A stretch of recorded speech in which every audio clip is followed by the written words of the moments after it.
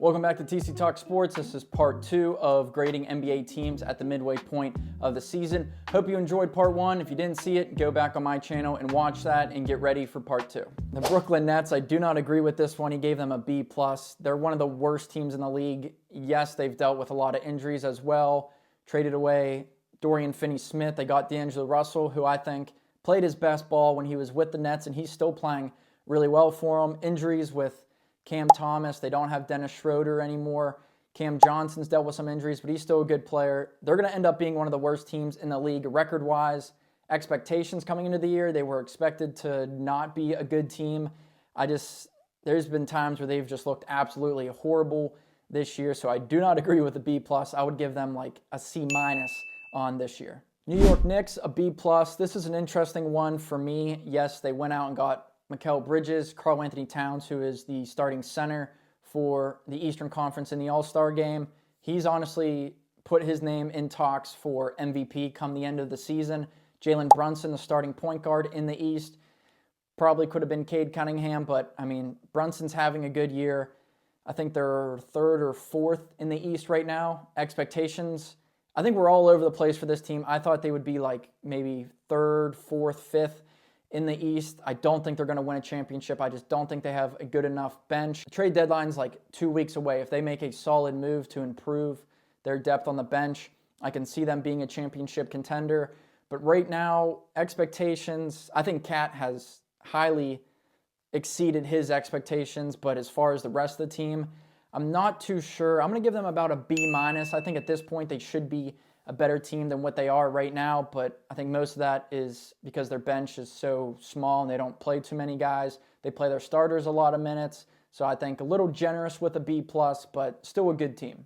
Orlando Magic, B+. I think this is, coming into the year, I said they were one of the most underrated teams in the league. They were without Franz Wagner and Paolo Banchero for a big stretch of the season, and they were still winning games. Their defense was still as good as it was last year, because I said they were going to be, if not the best defense in the league, like top 3 at the worst, and they've still shown that. Cole Anthony has stepped up. Wendell Carter has stepped up. Jalen Suggs is also now out with an injury. He gave them a B+.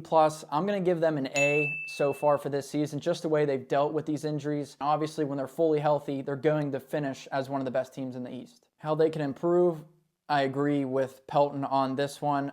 Maybe make some threes. They are dead last in three-point percentage, shooting 30% from beyond the arc. Every other team is shooting at least 33%, and no team has been so inaccurate since the 2011-2012 Charlotte Bobcats. Bobcats aren't even a team anymore, obviously, but, I mean, the Magic can score down low. The defense is there, and if they can step up that three-point shooting, I thought KCP would be better. He would boost that for them this year. We haven't seen the old KCP, the shooting KCP, as we've seen in the past with the Lakers and the Nuggets. If he gets going, other guys get going, and they bump up that three-point percentage, they're going to be a very dangerous team going into the playoffs. Before I continue grading these NBA teams, there's one thing I know for sure. This channel is an A+, so make sure you hit that subscribe button. You can find out for yourself. Dallas Mavericks, another team that I fancy quite a lot. They have dealt with a lot of injuries as well. Right now, Luka got hurt on Christmas. He's going to be out for a while. Kyrie Irving dealing with injuries, playing here and there. He graded them a B, and I'm going to agree with that just because the way that the Mavericks bench has been playing, and other guys like Najee Marshall, Spencer Dinwiddie, Quentin Grimes has been having a fantastic year. Derek Lively's now out with injury, so that hurts, but other guys like Dwight Powell and Maxi Kleber have stepped up in his spot. Daniel Gafford has had a couple huge games this year. PJ Washington, I think, is one of the most underrated players for this team. Scoring, rebounding.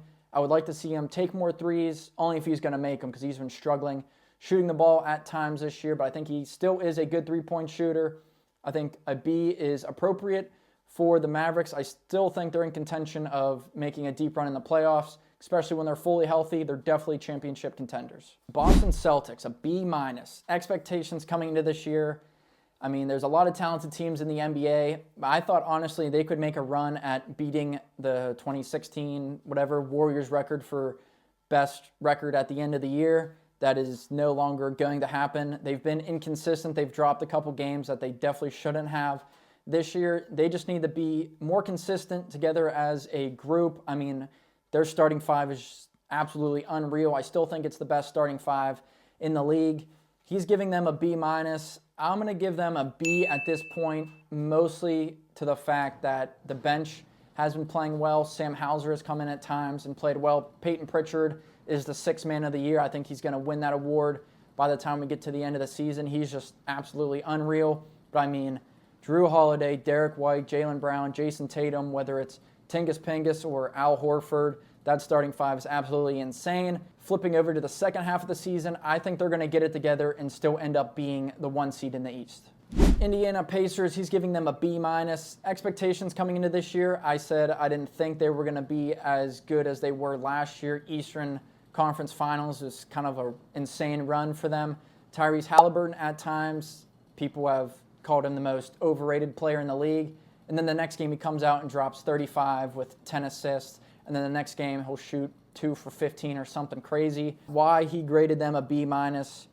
They were 9-14 at one point. They've righted the ship. They're now in the top 5 of the East, which is a big accomplishment. They're still shy of last season's 47-win pace, but Tyrese Halliburton has improved his shooting percentages each month, and that's definitely the key. I mean, they got good role players around him in Siakam, Andrew Nembhard, Miles Turner, who I think is an underrated center who hasn't been playing too crazy good this year, but if Halliburton can keep improving his shooting and just being a better overall player, I think this Pacers team will fit into that top 6 in the playoffs, and if not, they could be a dangerous team in the play-in tournament, but I'm going to give them a C so far this season. They haven't been playing as well as they were last year, which I didn't think they were. I still think they're like a middle-of-the-pack type of team. I would just like to see more out of them, more out of Benedict Mathurin and Tyrese Halliburton, and definitely more out of Turner. I think Siakam's probably been the best player on their team so far this season, but they have the depth, a good starting 5. I would just like to see them playing better as we go towards the second half of the season. Sacramento Kings, he's giving them a B minus. I'm going to go with another C for them. The first half of the season, obviously, they got their head coach, Mike Brown, fired. They went on some bad losing streaks, playing some bad basketball. Coming into this year, I thought they would be probably top 6 in the West. Definitely a better team. They added DeMar DeRozan, Sabonis, one of the best players, one of the best centers in the league, I'll say. De'Aaron Fox, one of the best guards in the league. I thought Keegan Murray would be playing at an all-star type level. Not saying he would be an all-star, but I thought he would have a good year. Kevin Huerter, Keon Ellis off the bench. I mean, they're a solid team. He's given them a B minus. They've definitely played better as of like the last couple weeks, but I think I'm going to give them a C here as well. I just thought this team should be and would be so much better than what they are right now, but they're definitely struggling. They're starting to play better, so definitely an interesting team to keep your eye on as we go into the second half of the season. The Lakers, of course, always in discussions and talks throughout the NBA season. He's giving them a C+, which I'm going to agree with that. Anthony Davis at the beginning of the year, first couple weeks, he was like the front runner for MVP. LeBron had games where he had 3 or 4 straight triple-doubles, which is crazy at his age. There's a stretch where he shot like 2 for 30 from 3 or something absolutely insane like that. He's been playing better as of late. Austin Reeves, a bigger role now that they don't have D'Angelo Russell. Max Christie has been starting a bunch of games for them as well, who I didn't think would have like any impact for this team, but he honestly has been playing pretty well for them. Dalton Connect, beginning of the year, was playing well, then played bad, then played well. Now he's just not seeing a whole lot of minutes. And I think the Lakers finally got over the Bronny James talks and all the controversy that came with that.